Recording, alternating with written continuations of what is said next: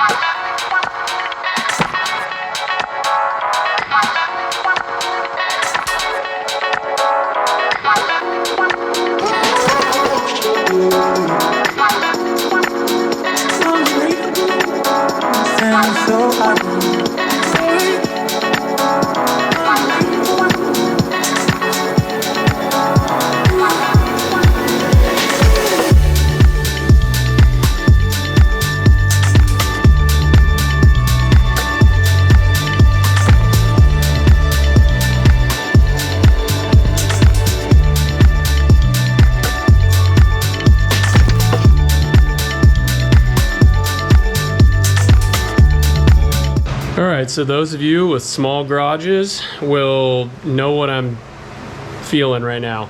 So I'm currently basically trying to put up plastic sheeting, like Dexter style over here, and gonna basically block off everything around my garage so that we're good to start spraying. I ended up also getting this, like this Harbor Freight spray gun just for the primer. I figured it'd be easiest to use, cheap, doesn't really matter. I got these reusable cup thingies or whatever, or the disposable cup thingy liners. Yeah, so we're pretty much good to go.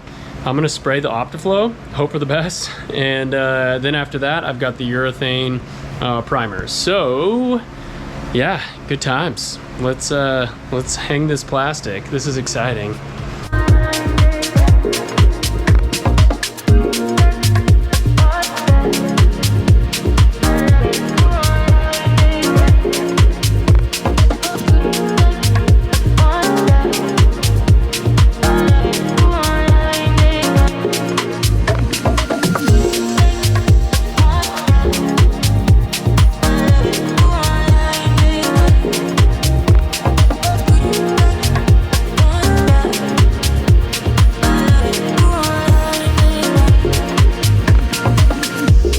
I just finished spraying everything with the 2K epoxy OptiFlow from Eastwood, and it's laying down so nice. I mean, like, I should have sprayed it from the beginning instead of painting it on. It just makes such a huge difference, honestly. So I'm gonna obviously have to sand all this down before I can put the urethane high build primer on, but this was just to like seal everything in, especially like the filler and stuff. But I'm gonna get out of here because it's curing and these fumes. But yeah, so that's where we are. Everything looks really good. And next, we're gonna just sand it down and then hit it with the urethane high build primer. So good times. So it's been a little over a week now since I've sprayed the OptiFlow 2K epoxy primer, and man, it came out so smooth and nice, like buttery smooth. It's so nice. I mean, I can't even really show how smooth and nice it is. It's great. Highly recommend spraying it as opposed to painting it on with a roller or a brush, but you know, that's what it's made for. So it sits really level though when it's sprayed, which is great. A few spots though that I know I missed, like along the inside here, so I'll probably have to hit that. Few edges, you know, and things, but overall just sits really nice. You know, I don't know how else to say it. It's just, it looks great. It's also highlighting little imperfections here and there, which is good. So next, what I've got to do is, in order to prep for the high build urethane primer that I'm going to be spraying on, I need to sand everything down because everything's cured epoxy wise, and if I don't, things won't adhere properly, like the following coats won't. So I need to sand everything down, and that's not like sanding it down completely. I gotta just give it a nice scuff so that the other paint has something to bite into. So I'm basically going to take a DA and also hand sand, go along maybe with like a, I don't know, 180 to 220, something like that. I don't want to sand through though to the bare metal. Everything looks so good though now. I'm like, geez, it's great. But I'm also seeing like little spots that, you know, that I kind of missed or whatever, now that are kind of coming out a lot more clear after it's been coated with a smooth coat of paint. And so what the urethane high build primer will allow me to do is to really like build it up like a thick coat of primer, so that way I can sand it and get like the little imperfections, like those scratches out that may be there, because I'm seeing some scratches and, you know, maybe some pinholes and things like that, and the body filler that I used. So it'll allow me to do that, which is good. And then I can like really, you know, get a nice clean finish going on this thing. What I did is I went around with like a flashlight and shined it on all of, I guess, every panel of the car to see if there were any pinholes that I needed to take care of before I went over with this other primer. And I circled, I don't know if you can see it, but I circled a lot of little spots where I found pinholes. And even though And you can see like right here, there's just teeny tiny ones. They're all over. And even though I'm, you know, using a high build urethane primer, I don't want to have to just keep layering it on to hope to fill those pinholes. So what I'm going to do is I'm just going to take the Z-Grip polyester glazing putty, and I'm going to just put that on just super light skim coat.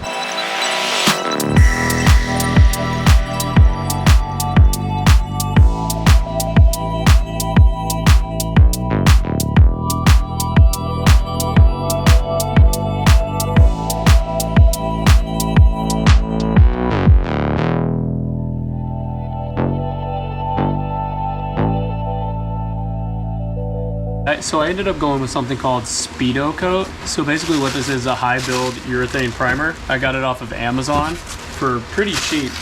And I also got a gallon of this, and this is what it looks like. I have to use low VOC because it's California. Speedoline high build urethane primer in gray. And then I also got reducer. So I got a medium reducer, 65 to 80 degrees, so because that's kind of what we're really shooting in right now. And then I also got the universal activator, so it's like the hardener. So it's a 2-part plus reducer, so that it just flows better, dries better. We hopefully avoid some orange peel that way.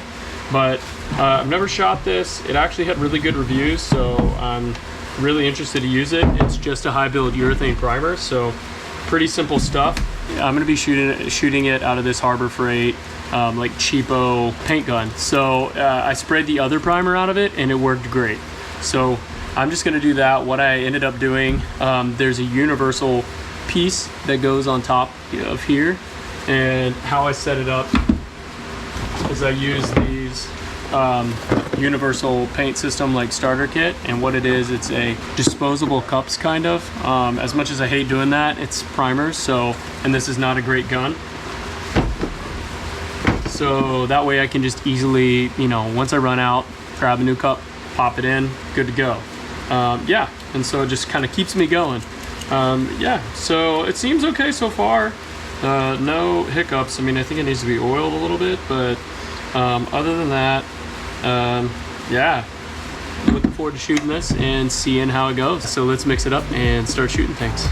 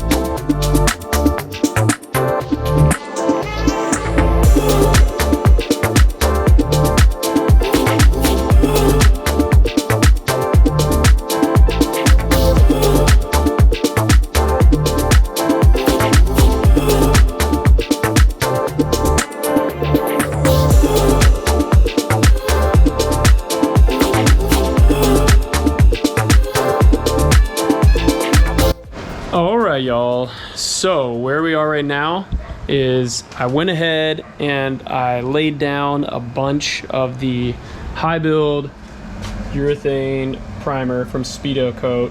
I actually ended up calling Speedokote and talked to Brad over there, who was super helpful. He talked to me for like a half an hour because I knew that I was having issues when I was laying it down, and it was all user error. It was me, because I don't really know what I'm doing when it comes to that. I've never sprayed high build urethane primer before. So I'll show you exactly kind of what I'm talking about. So I was getting, and I don't know if you can see it on this camera, but atomization, like a dry spray, and you can see it. So I was getting a lot of dry spray, and that was because of the way I had the gun set up. So basically I had like an airflow problem, or am having one, and So I needed to know like how to fix that, what I needed to do, like setting wise, things like that. Also, I was using a reducer, but I can use more reducer apparently, and that would have also helped, but I was not throwing down enough product, but also my pressure and my air was off, so I was probably shooting at too high of PSI too, so I should have dialed it back and then maybe tweaked my airflow a little bit. I had everything like wide open, which for the regular 2K epoxy was great, worked completely fine, no issues, but for this high build stuff, it was kind of a different beast to spray. So he told me everything I needed to do to get it to lay down right, how to set things up. He basically told me I needed to switch to a high flow coupler connector kit, so I basically get more airflow for when I'm spraying. So I'm basically gonna convert everything over to that just so I get more airflow, so that should hopefully help. I ran out of paint gun cleaner, and so I went to Harbor Freight, got some more. Unfortunately, I had to leave paint in these guns, which that sucks because I didn't plan on everything working out the way it did, but I'm gonna try and clean them out. If I can't, not the end of the world. They were cheapo guns. I think I got this one for like $8.99 or $9.99 from Harbor Freight, so, and it was great. Didn't last very long because I didn't clean it. But then this one, the Endozer one, I got off of Amazon. This is great. This gun is really nice. It's so smooth. It's so nice. It's like $25.99. Highly recommend this thing. It's sprayed really well. It feels good in the hand. The trigger feels really nice on it. So definitely highly recommend that one. It's a good primer gun. It comes with a larger tip size. That guy from Speedokote also told me that I should be spraying it with a bit of a smaller tip. I was using a 2.0, or I was using 1.7, then moved up to a 2.0 thinking that was my problem. Didn't help at all. I laid down even more dry spray, and it's so hot and dry here right now. I think I was shooting at like 85 degrees, and I had the medium reducer, which is, I think it's 65 to 80 degrees. So that was a little bit of my problem. So what I'm gonna do now is I'm gonna sand everything down and make it all level. I got a 400 grit paper for my orbital sander, which I can use, but I've also got this 320 grit from Eastwood, and so I can use it on my DuraBlock, which is nice, so it won't clog up, which is good. And I'm just gonna go over everything, get everything level and nice, because I sprayed a lot of this high build primer on, so that way I could like fill the scratches, fill up the pinholes, everything I needed to fill up. So let's start sanding away again. Then after I get this sanded, I can lay down another coat of the Speedokote, and I'll like heavily reduce it, probably like 30%, and seal it. And so it'll be a sealer, and then I wait about an hour and I can put on a base. So that would be the color coat, base coat, color coat, and then move on to the clear coat. So we're getting super close. It's like I can feel it. It's getting so close. So anyways, let's jump into it. I'm beyond tired of sanding. Sanding has literally given me freaking tennis elbow. I have tendonitis in my elbow now, and so that kind of sucks. So that's why I've been wearing this brace, but that's from sanding. And yeah, good times, man. Okay, let's jump in, guys.